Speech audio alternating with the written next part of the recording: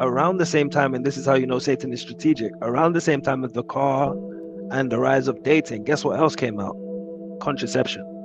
Contraception, the ability to stop yourself from having children, and fornication went crazy. It's self-explanatory, right? So prior to contraception, as a woman, let's say there was no such thing as a contraception, how careful would you be with a man that you let between your legs? How careful would you be? Let's think about that for a second. As a woman, living in the days where there was no contraception, meaning when you have sex, you're going to have a baby. By the way, abortion wasn't around either. It came at the same time. So with sex, you're going to have a baby. And the other option is you're going to rip the baby out with your hands or cut your belly open to have an abortion because there was no procedure, because it was demonic and everybody knew, including the government and society, knew it was evil. Satan created abortion and contraception at this time during the car, and they perfectly go together.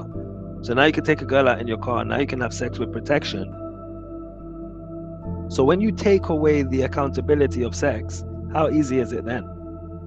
How easy is it to test? How easy is it to try before you buy? How easy is it to get carried away in a moment of passion? As a woman, men, they don't have the responsibility of carrying the child. It's always been easy for a man to sleep with a woman, easier at least. There was a little bit more weight to it because, wow, she's going to have my baby and I'm not really feeling her. Today, no one cares, because even if a woman is unattractive to you, a man can smash and you don't really care because he's not going to be carrying a baby because she's on a pill or he's protected. Okay. Again, the idea of having sex without contraception, that's more scary, isn't it? Imagine every man you ever sleep with, you're going to carry his baby. Yeah. You're going to carry his baby.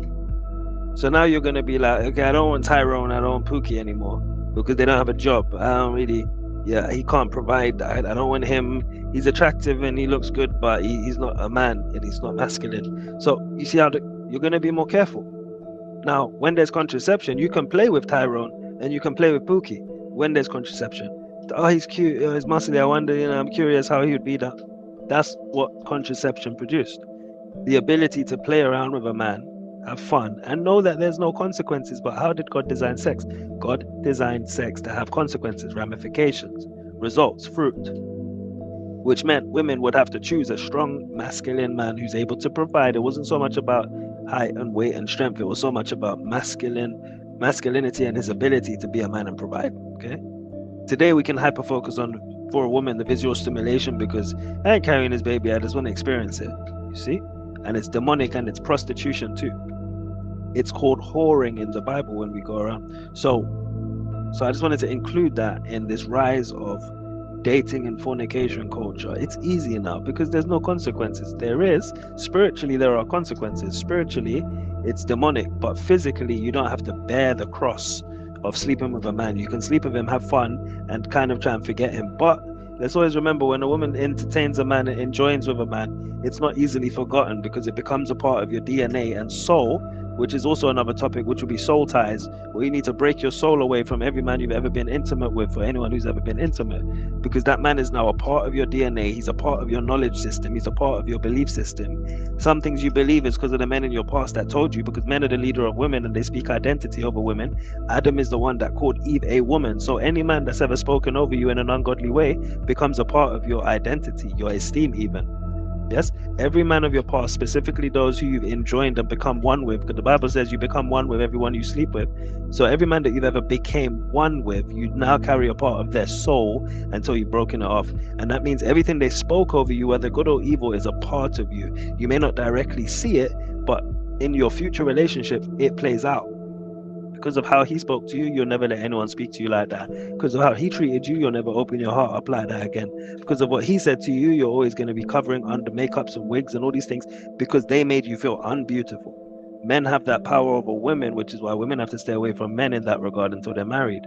Because they will dominate you, whether they're unbeliever or believer or Muslim, they will dominate you because it's the nature of how it is, of how God created it to be. When the Bible says the man is the head of the woman, it's not because you want it to be, it's just the way it is.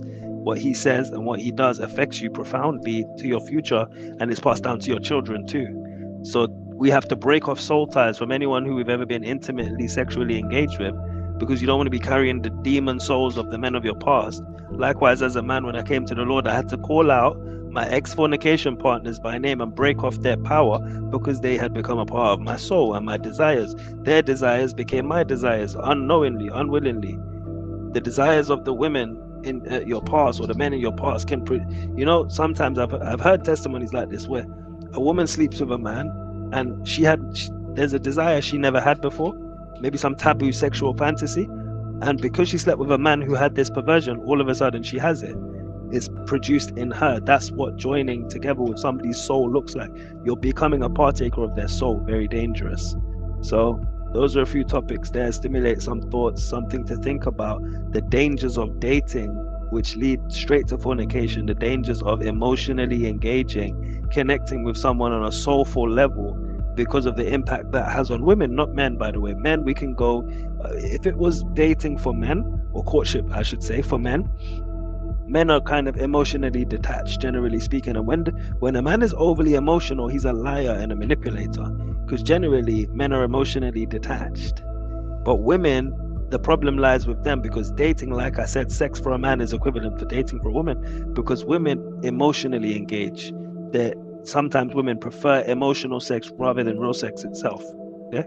So dating breaks women, because you're investing your emotions into someone who's literally not worth it or worthy. Okay, let me pause there, because it is a larger topic, but I think I touched on the main key elements.